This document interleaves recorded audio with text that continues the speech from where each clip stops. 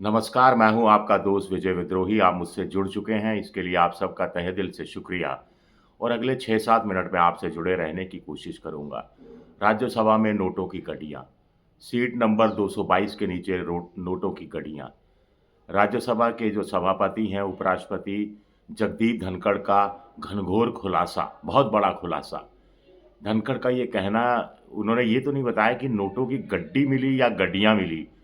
Currency note मिले ये बताया, तो करेंसी नोट 500 के थे, 100 के थे, कितने थे, ये भी नहीं बताया। ये भी नहीं बताया कि वो असली हैं या नकली हैं। तो ये बड़ी हैरानी की बात है कि ये अभिषेक मनु सिंघवी की ये सीट अलॉट की गई है। कांग्रेस के सांसद हैं और उनका नाम ले लिया गया। मल्लिकार्जुन खड़गे ने कहा कि जब तक तफ्तीश जारी है, तब तक नाम नहीं लिया जाना चाहिए था। इस पर धनखड़ ने जड़ दिया कि ये मिसाल रहेगी आपकी बात। आप हमेशा हर बात पर ध्यान रखा करिएगा कि जब जाँच चल रही हो तो नाम नहीं लेना चाहिए। यानी साफ-साफ उन्होंने इशारा कर दिया कि अडानी का नाम अब मत लीजिएगा, क्योंकि अडानी के खिलाफ तो मामले की जाँच चल ही रही है। ऐसे तो किसी भी सदस्य के खिलाफ नाम नहीं लिया जा सकता फिर। ये भी एश्योर करना चाहिए कि सत्ता पक्ष के लोग भी अ, ऐसे किसी आदमी का नाम, ऐसे किसी नेता का नाम नहीं लें जिसके खिलाफ सिर्फ़ जाँच चल रही हो और आरोप सिद्ध नहीं हुए हों। तो इसका एक बड़ा निष्कर्ष तो नोटों की गड्डियाँ का ये है। लेकिन हैरानी की बात है कि ये सब कल हुआ, जब ये आज फ्राइडे है, ये सब थर्सडे को हुआ। थर्सडे को कब हुआ? थर्सडे को जब राज्यसभा स्थगित कर दी गई थी, उसके बाद चेकिंग हो रही थी कि रूटीन चेकिंग जिसे कहते हैं, तो उसमें ये नोटों की नोट मिले। अब गड्डी मिली, 2 गड्डी मिली, 3 गड्डी मिली कि एक्चुअल में कितना है, ये हमें पता नहीं।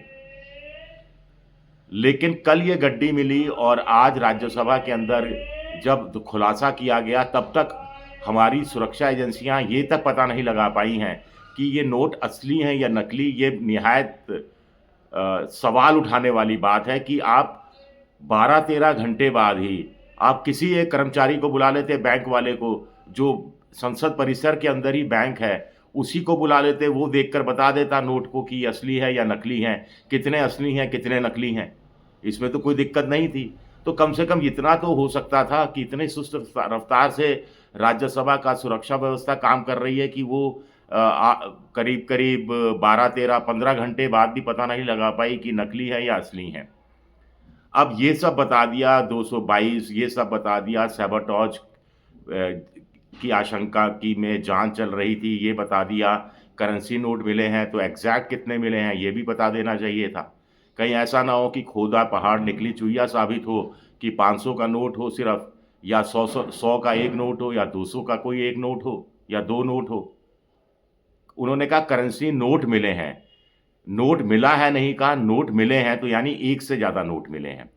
उधर अभिषेक मनु सिंघवी का कहना है कि कल वो 12 बजकर 57 मिनट पर सदन के अंदर पहुँचे थे, 3 मिनट सदन में रहे, 1 बजे सदन से वो बाहर निकले और एक सांसद के साथ कैंटीन में चले गए, वहाँ पर उन्होंने कुछ खाया-पिया और उसके बाद वो घर चले आए।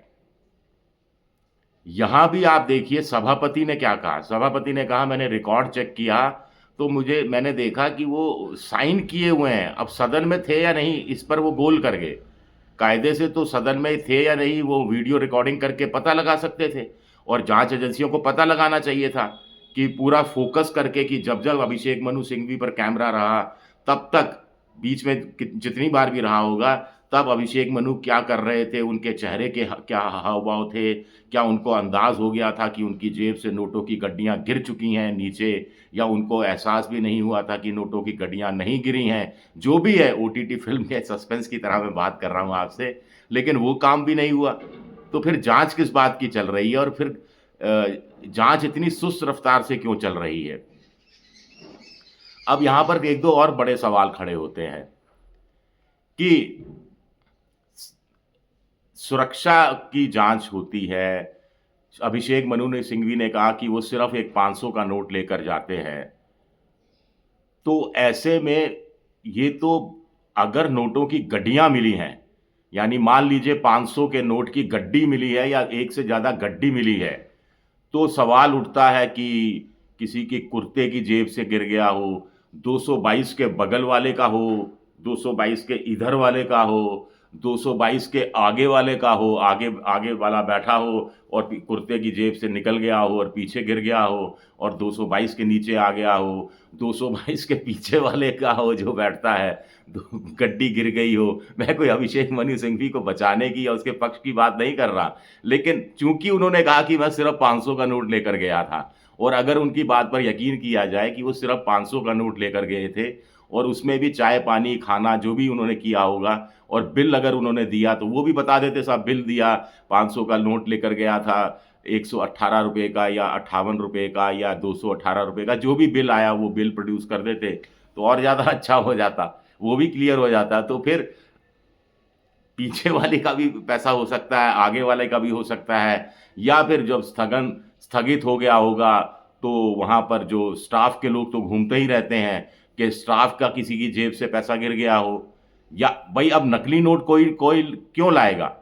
और नकली नोट लाकर वो 222 अभिषेक मनु सिंघवी वकील, जो बीजेपी की गले की फांस बनते रहे हैं कई मुद्दों पर, जो अपने भाषण और तर्क के मामले में जाने जाते हैं, जो राहुल गांधी की पैरवी करते रहे हैं अलग-अलग मुकदमों में, जो 2 साल की सज़ा सूरत की अदालत ने दी थी, उस मामले की पैरवी भी इन्हीं अभिषेक मनु सिंघवी ने की थी और उन्हें साफ बचा लिया था, जो कांग्रेस के लिए, विपक्ष के लिए ये काम करते रहे हैं। हाँ, केजरीवाल का मुकदमा उन्होंने लड़ा था, मनीष सिसोदिया का मुकदमा उन्होंने लड़ा था और अभी भी लड़ रहे हैं, क्योंकि अभी अंतिम फैसला तो नहीं हुआ है वो आबकारी कांड में।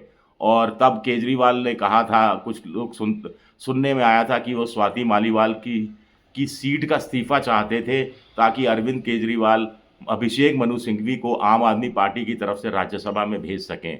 फिर वो नहीं हो पाया। हिमाचल प्रदेश से उन्होंने कोशिश की अभिषेक मनु सिंघवी ने, वहाँ बीजेपी ने खेल कर दिया। फिर उनको तेलंगाना से भेजा गया, वो भी ये 2.5 साल की है, क्योंकि पूरा 6 साल का कार्यकाल नहीं है। 2024 में वो चुने गए थे, 2023 या 24 में ही चुने गए, और वो 27 तक की है, तो पूरा कार्यकाल भी नहीं है उनका। देखिए, ये बड़ा इंटरेस्टिंग हो गया है, पूरा चर्चा का विषय है कि आखिर कोई नोट लेकर इतने क्यों आ रहा था? क्यों किसी नेता के जेब से गड्डियाँ निकलती हैं? वो भी विपक्ष की जेब से निकलती हैं, सत्ता पक्ष वालों के से नहीं निकलती। आप कुछ कह सकते हैं कि कोई सत्ता पक्ष वालों ने तो नहीं अभिषेक मनु सिंघवी के साथ कुछ बदमाशी, शरारत करने की कोशिश की और नोटों की गड्डी वहाँ रख दी। क्यों रखेगा भई? उससे क्या हासिल हो जाएगा? अब ये नोट राज्यसभा के तोशाखाना में जमा हो जाएँगे, सरकारी माल खाने में जमा हो जाएँगे, पुलिस में एफआईआर दर्ज कराई गई है, नहीं कराई गई है, ये हमें इस बात की कोई जानकारी नहीं है। लेकिन खबर बड़ी रोचक है। शुक्रिया सुनने के लिए। अगर पसंद आए तो लाइक कीजिए, सब्सक्राइब कीजिए, शेयर कीजिए।